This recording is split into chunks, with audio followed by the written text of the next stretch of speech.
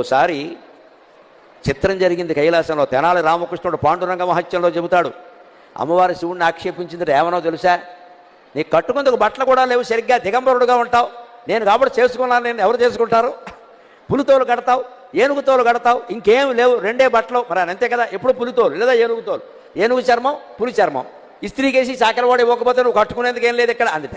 అంటే ఆయన అన్నట్ట, పులితోలు ఏనుగుతోలు రెండు దాచిపెట్టాయి, నేను ఏం కట్టుకుంటానో నీకు చూపిస్తాను అన్నట్ట. ఈవిడ కావాలనే పులితోలు ఏనుగుతోలు అయ్యవారికి దొరకకుండా చేసింది. ఈవిడ స్నానం చేసి వచ్చింది కైలాస మానస సరోవరంలో. ఆ తువ్వాలు ఉంటుంది కదండి, అమ్మవారు తుడుచుకున్న తువ్వాలు, అది ఆరేసింది అక్కడ.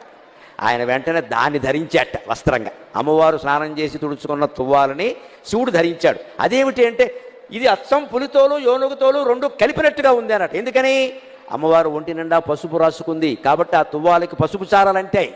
అమ్మవారు కస్తూరి తిలకం దిద్దుకుంది కాబట్టి కాటుక పెట్టుకుంది కాబట్టి నల్లటి చారలు కూడా అంటే, నల్ల చారలు పసుపు చారలు ఉంటే పులితోలే కదా అన్నట్టు. అదండి శివుడి చమత్కారం, అదండి శివుడి అమ్మవారు పరమానంద పడిపోయింది. ఓ నీ ఇల్లు బంగారంగా, దేవాది దేవుడివి, మహానుభావుడివి, నేను తుడుచుకున్న తువ్వాలు నువ్వు కట్టుకోవడం ఏమిటాయి అంటే ఒక్కటే మాట, ఐ లవ్ యూ అన్నట్టు, అంతే, ఇంకేం లేదు ఇక్కడ. అదే లెక్క. నేను నిన్ను ప్రేమిస్తున్నా నాకు అన్నీ బాగానే ఉంటాయి, తుడుచుకున్న తువ్వాలైతే ఇంకోటైతే, నిన్ను ఇష్టపడినప్పుడు నీకు సంబంధించినవన్నీ ఇష్టపడతా, అంతే. ఇదండి దాంపత్యం. ఇలాంటి మాట భర్త నోట భార్య నోట వస్తే సంసారాలు బాగుండవండి. మాట్లాడడానికి కూడా ఏమైనా ఖర్చు ఉందా, బ్యాంకులో ఏమైనా డబ్బులు ఇవ్వాలా? ఓ మంచి మాట మాట్లాడడానికే